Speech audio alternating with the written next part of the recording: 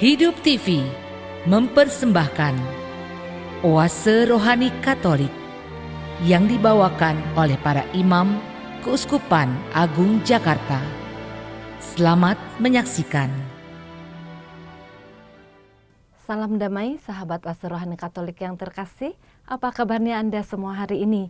Semoga kita semua dalam keadaan baik dan penuh dengan sukacita.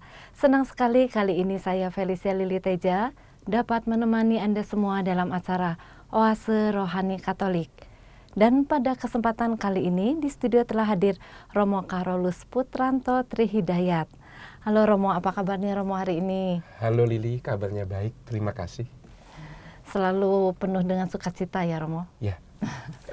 Baiklah sahabat Oase Rohani Katolik yang terkasih, sebelum kita memulai acara Oase Rohani Katolik hari ini, marilah kita mengawalinya dengan doa pembuka bersama Romo Uut. Marilah sahabat Oase Rohani Katolik, kita awali permenungan kita hari ini dengan doa. Dalam nama Bapa dan Putra dan Roh Kudus. Amin. Syukur kepadamu ya Allah Bapa, pencipta dan pemelihara hidup kami. Berkat anugerah-Mu lah kami Kau berikan kembali anugerah kehidupan, anugerah kasih, dan anugerah kekuatan untuk melangkah pada hari ini. Kami mohon pada kesempatan ini, bukalah hati dan budi kami untuk dapat mendengarkan firman-Mu, dan juga untuk terbuka Kau ubah dengan kekuatan sabda-Mu. Bunda Maria, teladan pendengar dan pelaku firman, doakanlah kami anak-anak-Mu. Kemuliaan kepada Bapa dan Putra dan Roh Kudus, seperti pada permulaan, sekarang, selalu, dan sepanjang segala abad. Amin. Dalam nama Bapa dan Putra dan Roh Kudus. Amin. Sahabat Oase Rohani Katolik yang terkasih, marilah sekarang kita menyiapkan hati untuk mendengarkan bacaan liturgi hari ini. Bacaan diambil dari kitab pertama Raja-Raja, bab 21 ayat 1 sampai 16. Nabot, seorang Yisrael, mempunyai kebun anggur di Yisrael, di samping istana Ahab, Raja Samaria. Berkatalah Ahab kepada Nabot, "Berikanlah kepadaku kebun anggurmu itu, supaya kujadikan kebun sayur, sebab letaknya dekat rumahku. Sebagai gantinya, akan kuberikan kebun anggur yang lebih baik. Atau jika engkau lebih suka, akan kubayar harga kebun itu dengan uang." Jawab Nabot kepada Ahab, "Semoga Tuhan mencegah aku memberikan milik pusaka leluhurku kepadamu." Lalu masuklah Ahab ke dalam istananya dengan kesal hati. Ia gusar karena perkataan Nabot, orang Yisrael itu, "Aku takkan memberikan milik pusaka leluhurku kepadamu." Maka berbaringlah raja di tempat tidurnya dan menelungkupkan mukanya. Ia tidak mau makan.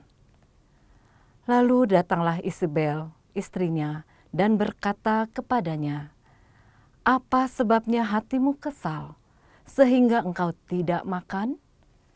Jawab Ahab kepadanya, "Sebab aku telah berkata kepada Nabot, orang Israel itu, berikanlah kepadaku kebun anggurmu dengan bayaran uang, atau jika engkau lebih suka, aku akan memberikan kepadamu kebun anggur sebagai gantinya." Tetapi sahutnya, "Tidak akan kuberikan kepadamu kebun anggurku itu." Kata Isabel, istrinya kepadanya, "Bukankah engkau yang menjadi raja atas Israel? Bangunlah, makanlah, dan biarlah hatimu gembira. Aku akan memberikan kepadamu kebun anggur Nabot, orang Yisrael itu." Isabel lalu menulis surat atas nama Ahab, memeteraikannya dengan meterai raja, lalu mengirimkan surat itu kepada tua-tua dan pemuka-pemuka yang diam sekota dengan Nabot. Dalam surat itu ditulisnya demikian, "Maklumkanlah puasa dan suruhlah Nabot duduk paling depan di antara rakyat. Suruh jugalah 2 orang dursila duduk menghadapinya, dan mereka harus naik saksi terhadap dia dengan mengatakan, "Engkau telah mengutuk Allah dan Raja." Sesudah itu, bawalah dia keluar dan lemparilah dia dengan batu sampai mati. Para tua-tua dan pemuka yang tinggal sekota dengan Nabot melakukan seperti yang diperintahkan Isabel kepada mereka. Mereka memaklumkan puasa dan menyuruh Nabot duduk paling depan di antara rakyat. Kemudian datanglah 2 orang, yakni orang-orang dursila itu, lalu duduk menghadapi Nabot. Orang-orang dursila itu naik saksi terhadap Nabot di depan rakyat. Katanya, "Nabot telah mengutuk Allah dan Raja." Sesudah itu mereka membawa Nabot keluar kota, lalu melempari dia dengan batu sampai mati. Kemudian mereka menyuruh orang melaporkan kepada Isabel, Nabot sudah dilempari batu sampai mati. Segera sesudah mendengar bahwa Nabot sudah dilempari batu sampai mati, berkatalah Isabel kepada Ahab, "Bangunlah, ambillah kebun anggur Nabot, orang Israel itu, menjadi milikmu. Karena Nabot yang menolak memberikannya kepadamu dengan bayaran uang, sudah tidak hidup lagi, ia sudah mati." Ketika Ahab mendengar bahwa Nabot sudah mati, ia segera bangun dan pergi ke kebun anggur Nabot, orang Israel itu, untuk mengambil kebun itu menjadi miliknya. Demikianlah sabda Tuhan. Syukur kepada Allah. Sahabat Oase Rohani Katolik yang terkasih, marilah sekarang kita menanggapi bacaan yang telah kita dengar dengan Mazmur tanggapan. Indahkanlah keluh kesahku ya Tuhan. Indahkanlah keluh kesahku ya Tuhan. Berilah telinga kepada perkataanku ya Tuhan.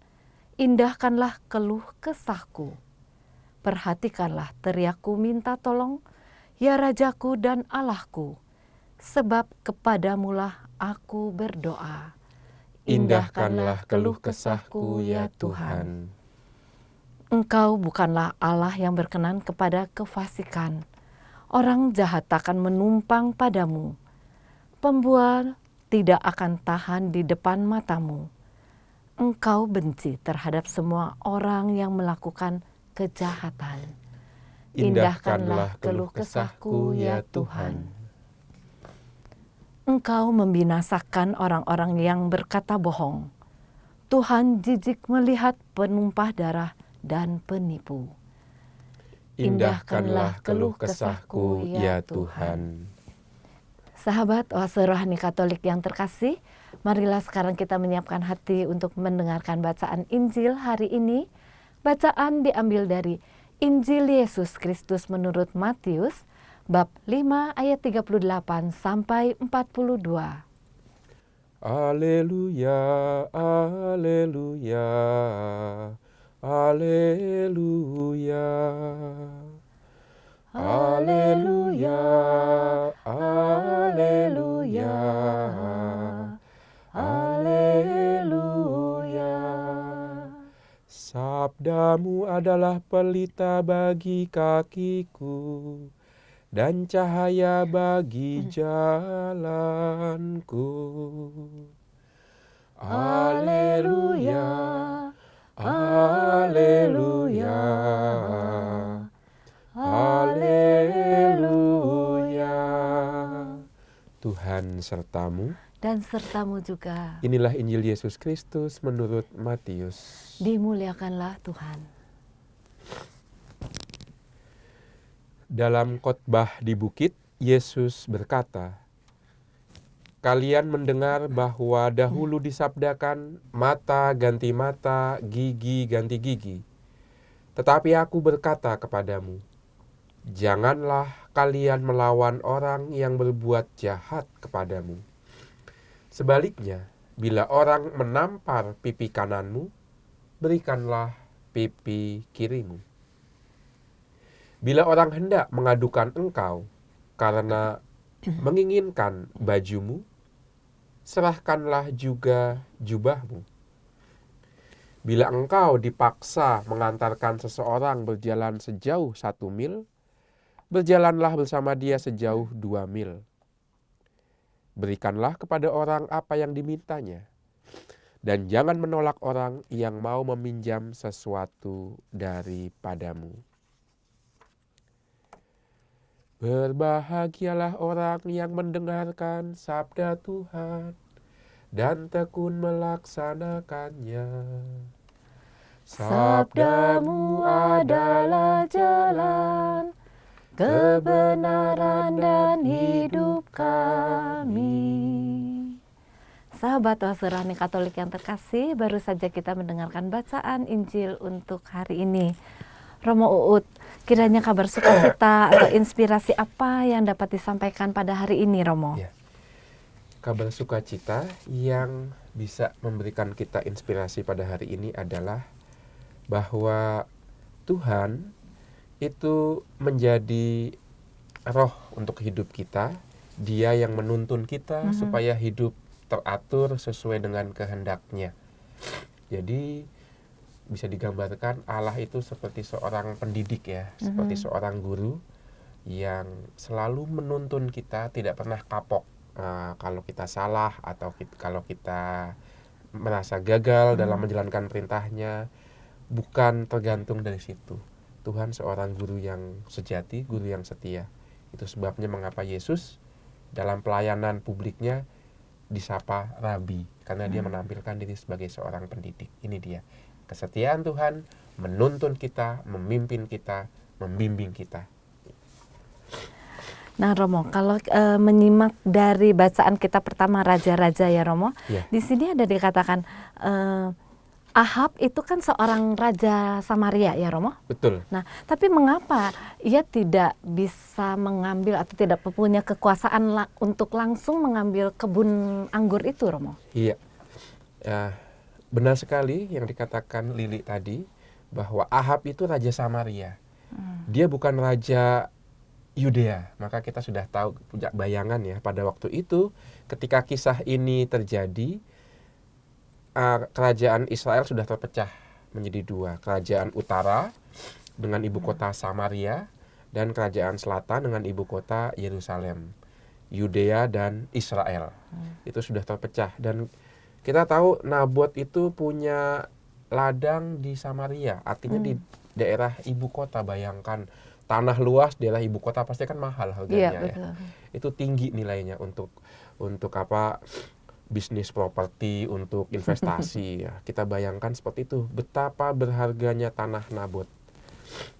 Dan untuk daerah utara Israel, daerah Palestina sebelah utara, itu memang produksi anggurnya itu memang bagus, baik dibandingkan dengan yang lebih ke selatan. Kalau di lebih selatan itu mungkin buah zaitunnya yang terkenal. Tapi untuk yang daerah utara itu anggurnya memang cukup terkenal. Kita tahu perkawinan di Kana. Kana itu bukan daerah Yudea, dia daerah Galilea, daerah sebelah utara, bukan masuk daerah Yudea. Maka kita tahu kehebatan, bagusnya mutu kualitas anggur di sana. Nah, seperti itu bayangannya, bahwa Nabot punya sebidang tanah yang luas di pusat kerajaan, dan itu membuat kita jadi paham kenapa si Raja Ahab pengen merebut tanah Nabot itu. Maka pertanyaannya, kenapa Ahab kok enggak udah sita aja, orang dia raja kan ya. Punya kekuasaan kan ya, Romo? Tinggal manggil tentara. Lalu juga Nabot kan penduduknya, rakyatnya. Nah ini dia, ada 2 alasan. Alasan pertama, pada waktu itu di daerah Timur Tengah itu sudah diterima secara umum bahwa seorang penguasa tidak bisa bertindak sewenang-wenang atas rakyatnya. Itu sudah terjadi sejak 2000 tahun sebelum kelahiran Yesus. kita dalam pelajaran sejarah dunia kita mengenal yang namanya hukum Raja Hammurabi, raja dari Akkadia. Dalam pembukaan kitab hukum Hammurabi itu dikatakan bahwa dia raja berdoa kepada Tuhan, pasti bukan Tuhan bangsa Israel ya, tapi dewa-dewa yang dia sembah, yaitu dewa Anu dan dewa Bel, bahwa dia akan memerintah secara adil. Apa artinya adil? Dia tidak akan menindas kaum lemah. Dia akan bersikap adil terhadap semua suku yang dia pimpin. Maka lihat bagaimana hukum Hammurabi itu membatasi kekuasaan seorang raja. Ini untuk pertama kali dalam sejarah manusia ada seorang raja, pemimpin yang berkuasa tapi dia membatasi dirinya sendiri dengan hukum yang dia buat. Itu sudah jadi kebudayaan bangsa-bangsa, raja-raja di Timur Tengah sejak 2000 tahun sebelum Yesus. Maka kitab hukum Hammurabi kemudian dikutip oleh raja-raja lain, Raja Babilonia, Raja suku Hiti, sampai ke hukum Taurat Musa. Jadi hukum Taurat Musa juga rupanya secara manusiawi itu mengambil inspirasi dari hukum Hammurabi ini. Itu yang pertama. Maka kalau itu sudah menjadi budaya bangsa Timur Tengah, ya udah rakyat juga tahu, sadar haknya apa. Dan raja juga tahu batas-batas yang kekuasaan seorang raja karena sudah jadi budaya mereka di situ. Nah, itu yang pertama dari sisi manusiawinya. Yang kedua, apa yang membeda? Loh, kamu kalau begitu hukum Taurat kok bisa ngambil dari hukum buatan manusia, gimana itu? Ya, begitulah. Allah bekerja juga melalui sejarah. Bangsa Israel juga mengambil yang baik dari kebudayaan bangsa lain. Tapi apa yang membedakan? Yang membedakan adalah mereka sekarang menghayati hukum yang ada dalam budaya mereka menurut kacamata iman. Bagi setiap raja Israel, yang menjadi raja sesungguhnya itu Yahweh. Bukan raja manusia.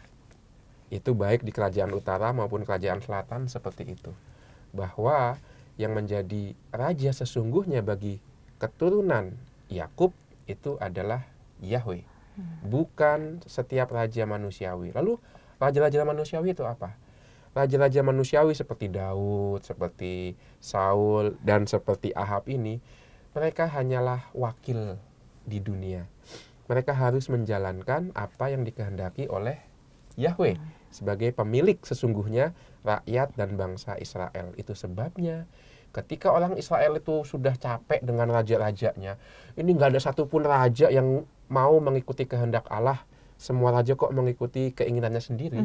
Lahirlah impian bahwa suatu saat nanti akan ada seorang raja yang betul-betul melaksanakan kehendak Allah Israel. Itu yang disebut harapan mesianik. Dan sudah ada modelnya, yaitu Raja Daud. Raja Daud itu satu-satunya raja yang betul-betul memperlihatkan kehendak Allah ketika dia berkuasa. Jadi rupanya kegagalan demi kegagalan setiap raja Israel untuk menampilkan kehendak Allah itu malah melahirkan harapan. Suatu saat nanti Allah akan mengutus raja yang betul-betul melaksanakan kehendaknya, memerintah dengan adil dan seterusnya. Nah, itu alasan kedua mengapa Nabot berani. Karena dia tahu secara budaya Timur Tengah raja terbatas kekuasaannya. Ditambah secara iman bangsa Israel yang menjadi penguasa sesungguhnya bukan kamu, tapi kamu berkuasa seturut kehendak Allah Israel. Itu mengapa Nabot punya motivasi berani berbicara di depan raja seperti itu, karena raja tidak punya kekuasaan tanpa batas. Ya, pantas saja ya Romo. Di sini jadi kita bisa melihat bahwa Nabot itu berani menolak permintaan Ahab. Jadi berdasarkan hukum itu ya, berdasarkan hukum yang memang sudah menjadi budaya saat itu, bahwa raja itu dibatasi oleh hukum kekuasaannya, ditambah lagi iman bangsa Israel. Secara sosial kalau dilewati akan ada revolusi, rakyat tahu yang salah raja. Yang kedua, kalau batas dilewati berdosa. Nabi-nabi akan berteriak, dia akan diturunkan, dilengserkan, maka dia sudah tidak tidak berdaya lagi. Itu kekasan bangsa Israel ketika dipimpin oleh seorang raja. Tapi di sini Romo bisa dilihat juga ya, istrinya itu istrinya itu bukan orang Israel ya Romo ya, tapi dia bisa memberikan usulan kepada suaminya itu ya. Oh, sepertinya istrinya lebih pintar dari suaminya gitu Romo. Nah, itu dia. Kalau kita ingat perkataan Tuhan Yesus, hendaknya kamu cerdik seperti ular dan tulus seperti merpati. Isbel ini hanya ngambil yang pertama, cerdik seperti ular, tapi nggak tulus-tulus. Jadi memang dia cerdik dia. Dia tahu bahwa hukum itu membatasi suaminya, Raja Ahab.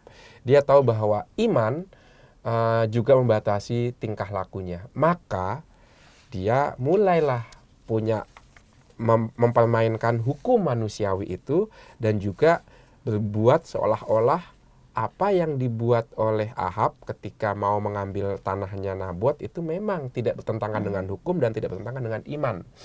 Jadi hukum politik digabungkan dengan agama. Ya sudah. Jadi bikin strategi. Teori konspirasi main di sini. Maka itulah ketika kemudian hukum dipermainkan karena si Isbel tidak menghayati hukum itu dalam batinnya. Bagi dia hukum itu cuma aturan seperti mesin yang bisa dia pakai seenaknya. Jadi memang hukum itu netral sih ya pada umumnya ya. Orang bisa menafsirkan dan memakai sesuai dengan kehendaknya sendiri-sendiri. Maka yang utama bukan hukum tertulis tapi hati kita untuk dididik dan dituntun oleh hukum itu. Nah, Isbel ini orang yang tidak mau peduli sama hukum. Dia bahkan mau mempermainkan hukum untuk mendapatkan apa yang dia inginkan. Dalam cerita ini untuk membantu suaminya mendapatkan apa yang dia inginkan, yaitu tanah Nabot secara tidak halal. Maka dibuatlah strategi-strategi menarik bahwa siapa yang punya kuasa untuk mengumpulkan seluruh rakyat berpuasa dan kemudian bahkan memerintahkan orang itu untuk duduk paling depan. Ini nggak melanggar hukum karena raja punya kuasa itu. Raja Israel itu berfungsi tidak saja sebagai pemimpin tapi juga sebagai hakim. Maka ini tidak melanggar hukum cara seperti ini. Tapi yang dahsyat kan Isabel nggak cukup mengumpulkan dan menyuruh Nabot duduk di depan, tapi dia mencari 2 saksi dusta. 2 orang Dursila itu. Dursila dalam bahasa Indonesia artinya orang jahat, orang yang berkelakuan tidak baik. Nah, 2 saksi dusta inilah yang akan nanti meracuni pikiran rakyat, menfitnah Nabot sehingga tindakan raja itu bisa dianggap sah. Nah, itu dia. Maka sekarang jelas bagaimana Isabel bisa mempermainkan politik dan agama, hukum dengan agama untuk mendapatkan keinginannya. Maka dipanggillah 2 saksi. Mengapa hanya 2? Karena memang minimal dalam perkara suatu keputusan itu tepat kalau sudah dikatakan didukung cukup oleh 2 orang saksi dan laki-laki. Kenapa laki-laki, Romo? Perempuan tidak boleh memberi kesaksian. Alasannya apa, Romo? Alasannya kalau kita lihat daftar miliknya Abraham, perempuan itu disejajarkan dengan budak dan dengan ternak. Jadi memang masa itu ya jelas ya, masa patriarkalnya sangat kuat. Jadi bahkan kalau mau dilihat secara antropologi dan filosofis, laki-laki itu kan simbol matahari, stabil, tidak dipengaruhi oleh emosi, pemikirannya objektif, terang, bercahaya, tidak berubah-ubah. Maka kesaksian 2 orang laki-laki itu pasti benar. Kalau nggak pernah berubah-ubah, tidak mengikuti dorongan emosi. Tapi perempuan diidentikan tidak dengan matahari, tapi dengan bulan. Kadang-kadang bulan kelihatan, kadang-kadang cuma setengah, kadang-kadang bulan sabit, kadang-kadang nggak ada sama sekali. Berubah-ubah. Itu perempuan diidentikan dengan bulan, maka kesaksiannya juga berubah-ubah. Kurang lebih gambaran orang masa itu seperti itu pada zaman itu. Maka 2 orang laki-laki yang dituntut untuk mengatakan bahwa kesaksian mereka benar dan hakim bisa memutuskan perkara. Maka diberikanlah kepada rakyat 2 saksi palsu itu dan mengatakan bahwa Nabot itu menghujat Allah dan raja. Nah, nggak ada hubungannya sama tanah, Iya. nggak disebutkan sama sekali. Tapi lihat raja dan Allah, politik dan agama. Rupanya ini sudah sejak dulu ada menggunakan masalah politik dan agama untuk mendapatkan apa yang diinginkan. Karena apa? Membuktikan bahwa baik itu hukum manusia yang baik dan hukum agama yang baik tidak meresap dalam hati. Sehingga orang kemudian bisa berbuat seenaknya saja. Maka tidak cukup hukum tertulis, tidak cukup ajaran agama. Yang paling penting perkara hati. Itu. Jadi di sini peranannya Isabel ini sangat kuat ya, Sangat Romo? kuat. Di mana-mana itu di belakang laki-laki sukses itu ada perempuan yang kuat. Di mana-mana selalu begitu. Bisa berbangga ya, Romo? Bisa berbangga perempuan. Masalahnya kan zaman sekarang itu maunya demokrasi, semuanya harus tampil kelihatan, nggak boleh ada yang di belakang layar. Lalu juga ini bukan masalah siapa lebih hebat siapa enggak, tapi masing-masing punya fungsi. Ya. Maka ada sempat juga kan terbersit supaya misalnya mbok ya gereja Katolik mentahbiskan perempuan jadi imam itu kan. Dan ajaran gereja terakhir mengatakan untuk detik ini bahkan untuk selamanya itu tidak mungkin. Karena dalam gereja Katolik ada prinsip hierarki, ada prinsip komunitas. Prinsip hierarki itu identik dengan laki-laki, Santo Petrus. Tapi yang memberi roh itu prinsip komunitas, prinsip kekeluargaan, keibuan, yaitu Bunda Maria. Jadi bersinergi, tidak bersaingan. Nah, Isabel ini kuat, sayangnya tidak dalam arti positif, dalam arti negatif. Maka kalau istri itu baik, keluarga baik, suami baik. Ini suaminya udah tahu batasnya kok, tapi istrinya aja nih Isabel nih Menggoda ya, Romo? menggoda nggak baik. Waduh, jadi kacau lah itu. Kacau lah pemerintahannya si Ahab. Hancur dia karena sikap dan perbuatan istrinya. Dan menarik bahwa kejadian Raja Ahab yang merampas tanah Nabot itu akan dikenang sebagai aib untuk bangsa Israel. Itu akan diulang-ulang bahwa ingat dulu bagaimana Ahab melawan Allah. Jadi ini bukan masalah biasa, ini aib ini. Aib untuk keturunan Daud. Bahwa ada raja yang berbuat demikian, sekeji itu. Bahkan aibnya ini mengalahkan aibnya Raja Daud yang mengambil Bathsheba dari Uria. Karena apa? Karena Raja Daud kemudian menyesal, ya kan? Minta ampun dan bersedia dihukum melalui Nabi Nathan. Tapi di sini tidak. Raja Ahab itu seperti yang dikisahkan oleh lagunya Ebit G. Ade, ya kan? Yang bangga dengan dosa-dosanya, tidak menyesal. Gara-gara siapa? Isabel lagi. Itu dia. Maka sungguh besar peran ibu-ibu, peran istri ya. Bagaimana memberikan semangat kepada keluarga yang baik. Ya, kesetaraan itu perlu ya, Romo, tapi kita juga sebagai wanita, sebagai perempuan harus sadar akan kodratnya juga ya, Romo. Iya, akan kodratnya dan akan fungsinya, karena memang wanita itu orang identik dengan kerendahan hati ya. Dia mungkin nggak kelihatan depan umum, tapi efeknya itu terasa. Maka sekali lagi, sungguh kalau mau ditanya masa depan itu ada di mana, masa depan ada di tangan dua pihak, perempuan dan anak-anak. Mengapa perempuan? Dia yang punya tugas untuk mendidik. Mengapa anak-anak? Anak-anak yang masih punya waktu untuk masa depan. Laki-laki di mana? Laki-laki hanya eksekutif, menjalankan aja. Tapi di balik semua itu kekuatan energinya adalah perempuan dan anak-anak. Itu. Mungkin satu hal yang bisa kita tarik dari sini adalah bahwa hukum atau pendidikan atau aturan itu tidak cukup. Harus ada semangat, harus ada sikap, harus ada hati yang terbuka untuk dituntun oleh hukum dan aturan itu. Itu yang pertama. Maka yang kedua, soal pendidikan itu penting sejak awal ditekankan itu. Bahwa ada sesuatu yang tetap, ada sesuatu yang bisa dijadikan pegangan untuk anak-anak kita. Nanti ketika sudah mulai dewasa, kita kasih tahu kenapa kita mendidik secara keras. Kita beri nilai-nilainya apa, maknanya apa. Sekarang kan orang ngikutin anak, anak nggak mau dikerasin, anak nggak mau ikut aturan sejak awal seperti itu. Kesulitannya kalau udah gede, mereka nggak punya pegangan. Nah, jadi tetap harus diberikan landasan yang kuat untuk itu. Ya. Ya. Jadi hendaklah kita cerdik seperti ular dan tulus seperti merpati. Ya. Ya.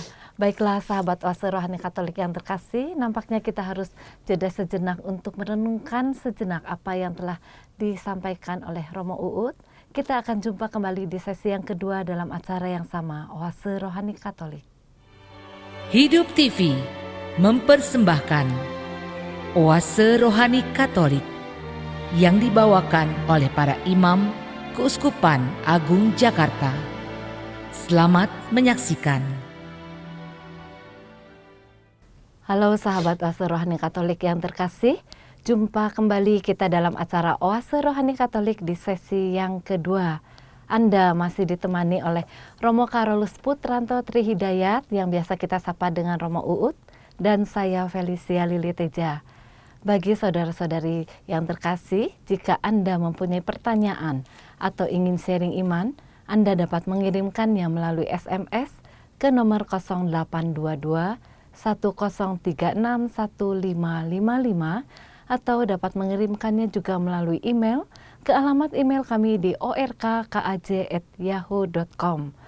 Romo Uut, sebelum kita melanjutkan lebih dalam lagi ya Romo di sesi yang kedua ini, kiranya Romo berkenan untuk mengulang sedikit apa yang telah disampaikan di sesi yang pertama. Ya, ada 3 poin, 3 butir penting yang bisa kita angkat lagi untuk yang sudah kita bahas di bagian pertama. Yang pertama tentang sejarah, bagaimana bangsa Israel tidak buta terhadap budaya Timur Tengah, termasuk budaya cara raja memerintah. Itu mereka terima, lalu bahkan diperkuat lagi dengan iman akan Allah, bahwa raja sesungguhnya bangsa Israel adalah Allah sendiri. Jadi itu poin yang pertama, dalam sejarah seperti itu. Jadi kekuasaan raja itu dibatasi. Poin yang kedua, mengapa bangsa Israel bisa mengubah satu hukum manusiawi menjadi tidak semata-mata manusiawi, tapi masuk dalam penghayatan iman mereka, karena mereka percaya bahwa Allah itu bukannya tidak hadir dalam kehidupan sehari-hari mereka. Allah tetap ada, Allah menjaga, Allah mengawasi. Maka raja itu justru perannya di situ, mewujudkan kehadiran Allah dalam bangsa Israel. Itu sebabnya mengapa Ahab tidak bisa berbuat senang-menang, karena dia tahu bukan dia yang paling berkuasa tapi Allah.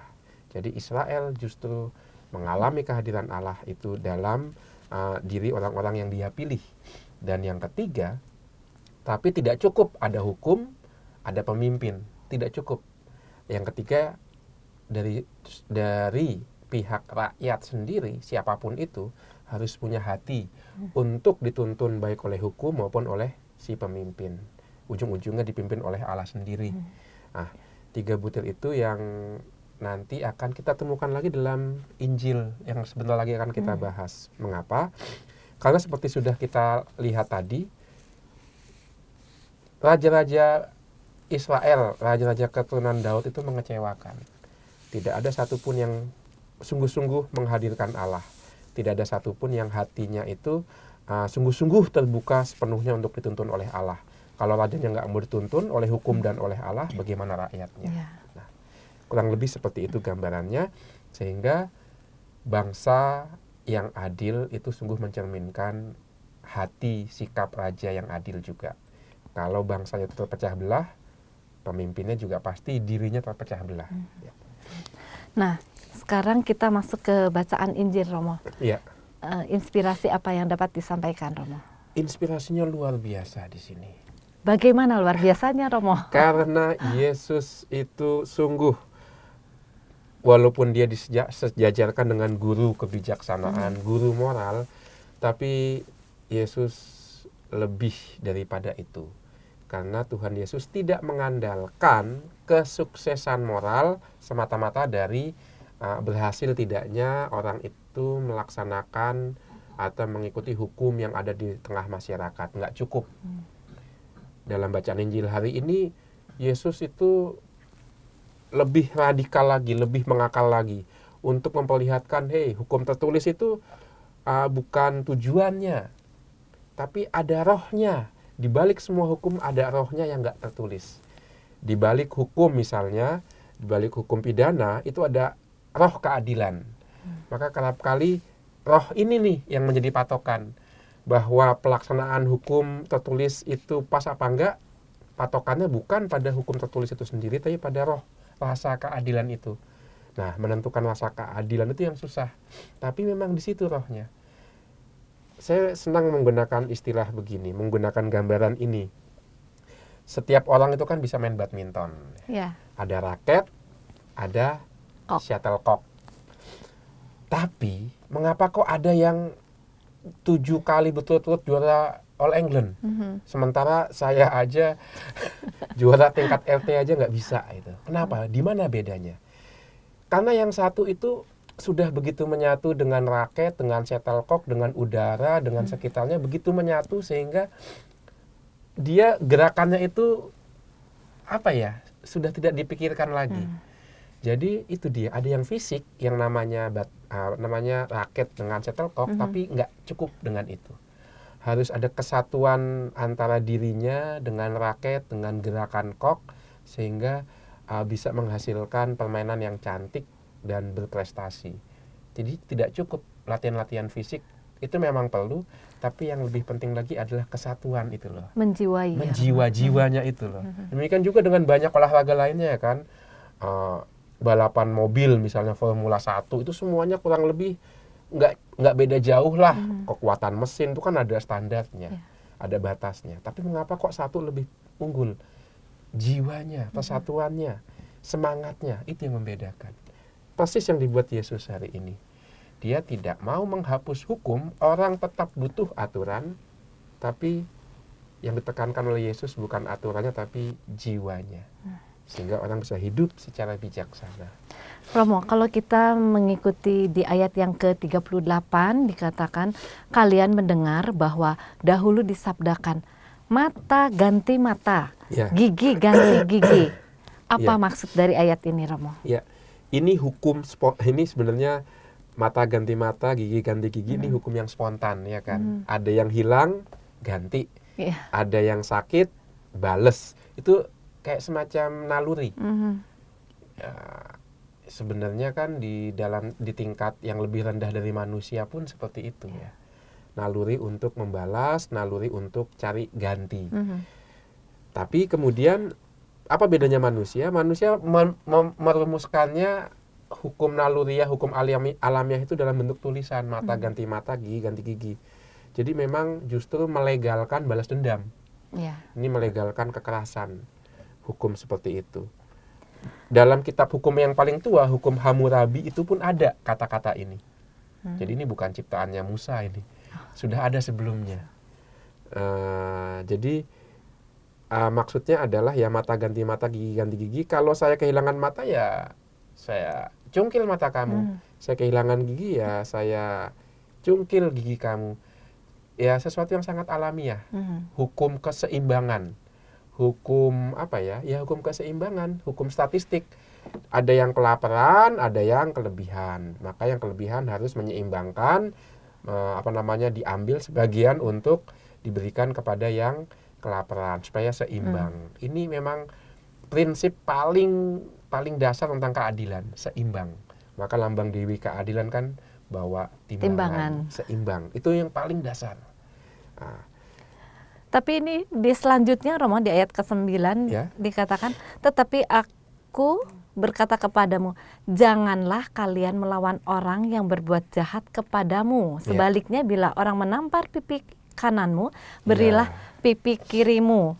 Lah, kalau sebagai orang biasa, Romo, ini kita bisa menangkap bahwa orang berbuat kesalahan, berarti kita tidak menghukum dia. Bagaimana kita bisa menyadarkan orang ini bahwa dia telah berbuat salah, Romo? Iya. Ya, ini dia. Dengan ini khotbah di bukit Matius 5 sampai Matius 7 itu menjadi salah satu debat teologis yang cukup panjang. Misalnya Martin Luther itu mengatakan ini bukan hukum untuk manusia. manusia nggak bisa melakukan ini. Jadi ini kayak semacam hukum yang tidak bisa kita lakukan, tapi mendorong kita untuk lebih baik lagi. Jadi nggak mungkin kita melakukan sepenuhnya, tapi kayak semacam kayak inspirasi gitu loh. Ayo lebih baik, ayo lebih baik. Tapi pertanyaannya, lah Tuhan memberikan aturan yang nggak bisa dibuat. Gunanya apa? Iya. Nah itu kan pertanyaannya seperti itu. Kalau kita lihat konteksnya, judulnya saja sudah khotbah di bukit. Bukit. Saya jadi ingat novel Indonesia yang terkenal juga, Khotbah di Bukit. Tapi kita lihat ada kata khotbah, ada kata bukit. Artinya apa? Berkhotbah berarti ada sesuatu yang disampaikan, dan yang disampaikan itu berkaitan dengan kehendak Allah. Bukit berarti tempat yang tinggi. Dan itu mengingatkan kita pada turunnya hukum Taurat, perintah Allah di Gunung Sinai. Musa memberikan hukum kepada bangsa Israel. Apa itu hukum? Untuk bangsa Israel, hukum adalah sebuah bukti kalau bangsa ini mengikuti kehendak Allah, yaitu dengan mengikuti hukum. Artinya mereka setia pada perjanjian yang Allah buat. Tapi di sini Yesus sebenarnya ditampilkan oleh penginjil Matius sebagai Musa yang baru. Dia juga dulu Musa naik Gunung Sinai, Yesus naik bukit. Dulu Musa menyampaikan kehendak Allah, hukum Taurat, Yesus menyampaikan kehendak Allah juga, yaitu hukum yang baru. Jadi Matius 5-7, di mana kebaruannya? Kalau kita lihat 5-7, tengah-tengahnya ada 6. Ada apa di bab 6 dalam khotbah di bukit? Kira-kira ada perintah untuk berdoa Bapa kami. Itu inti dalam tanda kutip Taurat barunya Yesus. Ini inti hukum baru yang disampaikan Yesus, yaitu doa Bapa kami. Maka perintah untuk berdoa, doa Bapa kami itu ada di tengah-tengah khotbah di bukit untuk menyampaikan ini loh yang paling intinya. Dan dalam dalam doa Bapa kami, semua yang ajaran Yesus katakan di khotbah di bukit terangkum dalam doa Bapa kami. Ya mudah sekali. Kalau yang langsung berkaitan dengan ini adalah mata ganti mata, gigi ganti gigi. Kenapa kita nggak boleh balas dendam? Ampunilah, ampunilah kesalahan kami seperti kami pun mengampuni yang bersalah kepada kami. Ada dalam doa Bapa kami. Mengapa kita diminta mengampuni? Karena yang berbuat salah kepada kita itu juga saudara kita. Karena kita berani berdoa Bapa. Maka kalau Allah adalah Bapa dan Allah menciptakan semua manusia, maka dia Bapa semua manusia. Masa kita berbuat jahat kepada kakak kita atau adik kita atau saudara kita? Kan enggak. Maka di sini Yesus sebenarnya mengundang kita untuk punya mentalitas lebih dari yang spontan itu. Kalau dijahatin, spontannya membalas. Ya. Yesus mengundang kita untuk Jangan membalas. Jangan membalas. Artinya kita diundang oleh Yesus untuk melewati insting kita, naluri alamiah kita untuk membalas. Maka dalam doa Bapa kami kita diberikan jawaban mengapa kita tidak boleh membalas, karena dia saudara saya juga, satu Bapa yaitu Allah. Lalu Romo kalau dia berbuat salah dan nggak tahu kalau dia itu salah, gimana Romo? Injil Matius pun memberikan itu. Kalau ada saudaramu berbuat salah, tegurlah dia di bawah 4 matanya. Tegur, tetap ditegur. Di sini kan Yesus tidak melarang untuk menegur kan. Tapi jangan membalas kejahatan dengan kejahatan, tapi tegur. Yesus sendiri sudah mempraktekkan itu ketika dia ditampar. Pada malam dia ditangkap. Apa jawaban Yesus? Mengapa engkau menampar aku? Kalau kata-kataku salah, tunjukkan salahnya. Tapi kalau kata-kataku tidak salah, mengapa engkau menampar aku? Yesus pun menegur pihak yang menampar dia. Tapi Yesus tidak balik menampar. Kalau Yesus balik menampar, habis sudah. Kekuatannya luar biasa. Jadi kita bukannya diam saja di tengah kenyataan penindasan dan ketidakadilan, tapi kita tidak membalas kejahatan dengan kejahatan, tapi memperlihatkan di mana letak kesalahannya, menegur di mana ada pelanggaran itu. Maka saya ingat di sini kisah Uskup Romero, Uskup Agung El Salvador di San Salvador tahun 80-an. Dia itu punya dilema. Di satu sisi terjadi kekerasan yang masif, yang cukup sering terjadi yang dialami oleh rakyat El Salvador, umatnya sendiri. Di sisi lain, mereka yang mengalami kekerasan akan lari ke hutan, angkat senjata. Jadi membalas dengan cara menyerang pemerintah yang menindas. Uskup Romero ada di tengah-tengah. Maka dia mengatakan, dia menegur dan dia mengundang supaya baik pemerintah maupun mereka yang ada di hutan yang memberontak karena merasa ditindas itu untuk meletakkan senjata. Karena baik pemerintah maupun yang pemberontak sama-sama murid Yesus. Dan apa yang terjadi? Orang yang berbuat salah melihat ada orang baik yang menyerukan kebaikan itu nggak tahan. Ditembaklah Uskup Romero. Padahal dia nggak ngangkat senjata. Dia nggak pernah membalas dengan kekerasan. Dia hanya menyuarakan kebenaran. Tapi ditembak juga. Jadi tidak membalas kejahatan dengan tindak kejahatan atau kekerasan itu bukannya tanpa kekuatan. Itu jauh lebih dahsyat. Martin Luther King contohnya, dipukulin, dia tidak membalas dengan kata-kata makian, tapi dengan kata-kata yang mengundang orang untuk bertobat. Ditembak juga dia. Mahatma Gandhi. Jadi orang-orang yang non-violence, yang anti kekerasan, membalas kekerasan dengan teguran, dengan kata-kata, itu jauh lebih kuat daripada kita membalas dengan kekerasan yang sama. Oleh sebab itu mereka nggak bisa dibungkam. Cara lain tidak ada, ya dibunuh. Jadi memperjuangkan suatu hal yang benar itu juga suatu pengorbanan yang sangat luar biasa ya Luar Romo. biasa. Karena kita melawan insting kita untuk balas dendam. Kita melawan insting kita untuk ikut membenci. Ah itu dia. Maka tidak cukup tidak membalas. Tidak cukup tidak membalas. Tapi juga dalam hati kita bagaimana? Kalau tidak membalas tapi ada rasa benci ya sama aja. Masih belum selesai berarti. Maka di tengah nada-nada yang penuh kebencian, penuh fitnah, itu kita jangan ikut-ikutan arus dengan membenci pihak yang melontarkan nada kebencian itu. Kalau kita ikut-ikutan, terpancing ikut membenci, kita sudah terjebak. Kita menjadi salah satu orang seperti dia juga. Iya, kita kepancing sama dia, ikut-ikutan seperti dia. Itu sebenarnya intinya di situ. Bahwa jangan berbuat jahat kepada kamu terhadap mereka yang sudah lebih dahulu menjahati kamu. Intinya di situ supaya kita lihat sekali lagi sadar bahwa kita sudah diampuni oleh Allah lebih dulu dan mereka yang berbuat jahat itu jangan dipandang sebagai orang lain, tapi mereka adalah manusia juga. Mereka adalah anak-anak Allah Bapa yang kita sembah di surga juga. Itu sangat membantu kita. Sulit Romo, iya sulit. Tapi ingat kalau doa Bapa kami ya itu maunya ke situ arahnya. Itu. Ya, jadi Yesus melalui khotbah di bukit mau mengatakan dulu ada bangsa Israel. Di tengah manusia dipilihlah bangsa Israel yang dikehendaki Allah untuk menjalankan perintah Allah dengan baik di tanah terjanji. Harapannya tanah terjanji itu menjadi tempat di mana keadilan itu ditemukan, kasih pengampunan ditemukan. Apakah kehendak Allah itu terwujud? Tidak. Kita lihat bacaan pertama. Bagaimana Ahab melanggar rasa keadilan. Jadi tanah terjanji sudah ternodai dengan darah-darah orang yang tidak bersalah. Terus gimana Tuhan? Kapok dong. Putus asa nggak Tuhan? Enggak.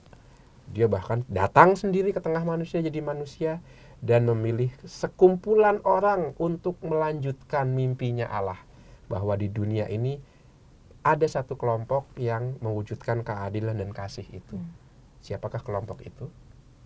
Murid-murid Yesus, gereja, kita semua. Oleh sebab itu, kemudian seperti Musa ketika menghimpun Israel dia memberikan hukum, demikian juga Yesus ketika mengumpulkan dalam tanda kutip Israel baru yaitu kita, dia memberikan hukum ini, khotbah di bukit yang isinya luar biasa itu. Intinya adalah doa Bapa kami. Maka doa Bapa kami bisa disebut sebagai Injil mini. Karena semua kehendak Allah terangkum dalam doa Bapa kami itu. Ya. Romo, kalau menyimak lagi di ayat yang ke-40, bila orang hendak mengadukan engkau karena mengingini bajumu, serahkanlah juga jubahmu. Maksudnya apa ini, Romo? Iya, bila seorang hendak mengadukan engkau karena menginginkan bajumu, serahkanlah juga jubahmu. Ini kayak si Nabot sama Ahab ya. Ahab kan pengen apa namanya tanahnya Nabot, kebun anggur. kebun anggur. Ya serahkan juga rumahnya, maksudnya begitu kah? Ya, maksudnya sebenarnya yang pertama kita pengikut Yesus diundang untuk punya sikap lepas bebas. Artinya kalau ada sesuatu yang membuat saudara kita itu bertobat, hidupnya menjadi lebih baik, lakukanlah itu, korbankanlah milikmu untuk pertobatan saudaramu, untuk kebaikan saudaramu. Dengan kata lain, ini semangatnya supaya kita tidak masuk dalam konflik. Sebagai contoh sederhana saja, kita sudah ngantri untuk masuk untuk makan gitu kan. Di restoran gitu ya, orang sudah ngantri mau rebutan tempat duduk. Lalu kita tiba-tiba dapat tempat duduk bersamaan dengan orang lain. Nah, rebutan. Terus siapa yang harus ngalah? Nah, karena kita itu sudah dilatih dengan khotbah di bukit, kita tahu caranya mengalah, tapi juga elegan. Kita mengatakan, baik, kamu dapat tempat duduk ini, tapi tolong dong cariin tempat duduk saya juga, gitu misalnya. Jadi ada cara-cara yang membuat konflik itu bisa dihindarkan. Mengapa konflik itu seringkali muncul? Bukan karena orang itu nggak pintar, IQ-nya rendah, enggak, tapi karena egois. Konflik lahir dari egoisme. Bahwa aku jangan sampai milikku itu hilang. Itu yang kerap kali melahirkan konflik adalah egoisme itu. Tapi kalau orang mulai mau negosiasi, artinya kan dia sudah mulai merelativir egonya. Dia sudah mau kompromi dengan yang lain. Jadi arahnya sebenarnya mau ke sana. Tapi Yesus lebih radikal lagi sebenarnya, karena dia tidak hanya meminta kita untuk memberikan apa yang diingini, tapi memberi lebih dari itu. Lebih daripada itu. Baju itu kan yang nempel dengan kulit kita ya, yang paling dekat. Tapi kalau ada orang minta baju, berikanlah juga jubahmu. Artinya ya kalau mencintai, kalau mau melayani jangan setengah-setengah. Itu total. Itu maksudnya sih ke sana. Kalau mau menjadi pelayan supaya orang lain bertobat ya total. Karena yang kita bicarakan di sini bukan cuma benda fisik, tapi keselamatan roh, keselamatan jiwa. Itu arahnya mau ke sana sebenarnya. Saya jadi ingat Romo, saya sharing sedikit ya Romo ya. Anak saya yang besar belum lama ini mengalami ditabrak mobilnya oleh truk. Ya. Dan mobil itu belakangnya tuh rusak, sangat rusak gitu. Lalu dia mengatakan di salah satu sosmed, kita ada sosmed keluarga, mengatakan, Mami, mobil saya ditabrak. Yang pertama saya tanya, kamu tidak apa-apa? Oke, tidak apa-apa. Lalu terus bagaimana dengan orang yang menabrak itu, supir truk itu? Gitu. Ya ini lagi mau diberesin katanya gitu. Oke. Lalu saya secara refleks aja, kamu minta ganti rugi dong sama dia, gitu kan Romo. Tapi saya bersyukur, saya juga merasa diingatkan oleh anak saya yang satunya lagi, yang anak nomor 2 mengatakan, dia bilang gini, Mami, itu kan supir truk, kasihan Mami, dia bilang gitu. Dia juga kan mungkin pendapatannya juga tidak besar gitu kan. Kalau dia suruh mengganti sebesar itu juga mungkin dia tidak sanggup, dia bilang gitu kan. Dia bilang, jadi saya juga merasa, walaupun kita tidak salah, tapi kita juga harus bisa memikirkan orang lain gitu. Ya Romo, begitu. Ya persis seperti itu. Dan itu akan dikenang. Itu jadi kenangan yang baik untuk anak maupun untuk orang yang dalam tanda kutip diampuni ya. Karena tidak harus ganti rugi dan seterusnya. Wah itu dia yang dimaksudkan oleh Tuhan Yesus itu. Maka yang diundang bagaimana supaya hati yang direbut itu hati orang. Dengan perbuatan kita, dengan memberikan baju dan jubah, dengan memberikan pipi kiri, itu yang mau kita rebut adalah hati. Karena kalau ada satu kesalahan atau pelanggaran, spontan yang muncul adalah saling menyalahkan. Iya, betul. Kamu yang salah, kamu yang salah, kamu yang salah, kamu yang salah. Hati kebakar.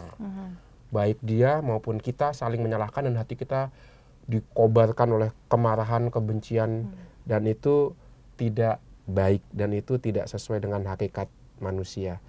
Maka perintah ini, berikanlah baju dan jubahmu, berikanlah pipi kananmu untuk mengatasi hati yang terbakar itu. kedengkian, kebencian hanya bisa dilawan dengan kelembutan dan pengampunan. Maka saya yakin kok kalau sudah mulai ada yang lebih merendah, lebih mengatakan oke ini salah saya, minta maaf, itu sudah mulai cooling down. Nah ini yang sebenarnya yang diminta Yesus, yaitu supaya kita tidak saja mengampuni musuh, tapi menjadikan musuh itu sahabat. Maka Kita juga lagi. harus bisa rendah hati ya Romo ya. Ya, tidak mudah dilaksanakan, mudah diucapkan. Iya betul. Itu dia. Kita juga harus lebih rendah hati, mengampuni, itu kata-kata yang sering kali diucapkan tapi tidak mudah. Itu sebabnya dalam tradisi Katolik, ini tradisi yang sudah lama dipraktekkan, tapi sekarang kita mungkin sudah mulai lupa akan tradisi itu, bahwa beberapa minggu sebelum perayaan Kamis Putih, itu orang-orang yang akan dibaptis itu diminta menghayati secara lebih serius lagi perintah ampunilah musuhmu, berdoalah bagi mereka yang mengutuk kamu, dan berbuat baiklah bagi mereka yang menganiaya kamu. 2 minggu sebelum Kamis Putih, calon baptis diminta merenungkan, menghayati dan mempraktekkan secara khusus perintah ini, mengasihi musuh. Mengapa? Karena ini perintah Tuhan sendiri dan ini yang menjadi ciri khas murid Yesus, mencintai musuh. Itu saya yakin tidak ada di tempat lain selain di agama Kristen, mencintai musuh. Maka dari gereja perdana sampai abad pertengahan, perintah ini yang menjadi intinya, selalu ditekankan, bahkan masuk ke dalam perjalanan para calon baptis untuk secara khusus menghayati perintah ini, sehingga ketika nanti mulai Kamis Putih, Jumat Agung, Sabtu Suci, dan Paskah, mereka sudah tidak punya lagi musuh. Jadi mereka dibaptis betul-betul sebagai orang yang lulus ujian, tidak punya musuh lagi. Itu intinya tidak hanya mengampuni musuh, tapi menjadikan musuh itu teman, sahabat. Maka ditampar pipi kiri, tampar pipi kanan, berikan pipi kiri. Supaya pipi kiri nggak ditampar, tapi masa orang nampar 2 kali, itu sudah tidak mungkin istilahnya. Jadi pipi kiri itu tidak untuk ditampar, tapi untuk dielus misalnya, atau untuk dipegang secara lembut. Ya. Jadi balas dendam itu tidak pernah akan menyelesaikan masalah ya Romo ya? Tidak, malah memperpanjang. Jadi marilah kita saling mengampuni dan bisa saling mengasihi orang lain, satu sama lain ya Romo? Iya, kurang lebih itu akarnya sungguh pada perintah kasih. Ya, seperti orang main badminton kan, dia bersatu dengan raketnya, demikian juga hukum itu akan menghasilkan sesuatu yang baik, seperti memenangkan pertandingan badminton. Hukum menghasilkan sesuatu yang baik kalau setiap orang yang ada di bawah hukum itu bersatu dengan hukum itu, menjiwai hukum itu yang tidak lain dan tidak bukan, jiwanya itu kasih itu. Ya. Baiklah sahabat Asuh Rohani Katolik, tak terasa waktu berjalan begitu cepat dan kita harus segera mengakhiri acara Asuh Rohani Katolik hari ini. Romo Uut, sebelum kita menutup acara Asuh Rohani Katolik kali ini, kiranya Romo berkenan untuk doa penutup dan mohon berkat ya Romo. Baik. Para sahabat Asuh Rohani Katolik, kita siapkan hati untuk menghadap Allah dan berdoa. Dalam nama Bapa dan Putra dan Roh Kudus. Amin. Syukur ya Bapa untuk firman-Mu yang menjadi terang bagi langkah kami. Ajarlah kami hari demi hari untuk diubah dan dibentuk oleh firman-Mu itu, sehingga kami dapat menjadi putra-putri-Mu, putra-putri cahaya yang sejati. Demi Yesus Putra-Mu, Tuhan dan pengantara kami. Amin. Tuhan sertamu dan sertamu juga. Berkat Allah turun melimpah atas kita, keluarga kita, dan karya perutusan yang Tuhan percayakan kepada kita dalam nama Bapa dan Putra dan Roh Kudus. Amin. Terima kasih Romo Uut untuk permenungannya kali ini. Ya. Kiranya apa yang telah disampaikan oleh Romo Uut dapat memberikan semangat, inspirasi, dan sukacita bagi kita semua. Akhir kata, Romo Karolus Putranto Trihidayat dan saya Felicia Lili Teja mohon pamit undur diri. Salam persatuan dalam kebinekaan. Kita bineka, kita Indonesia. Demikianlah Oase Rohani Katolik yang dibawakan oleh para imam, Keuskupan Agung Jakarta. Tuhan memberkati.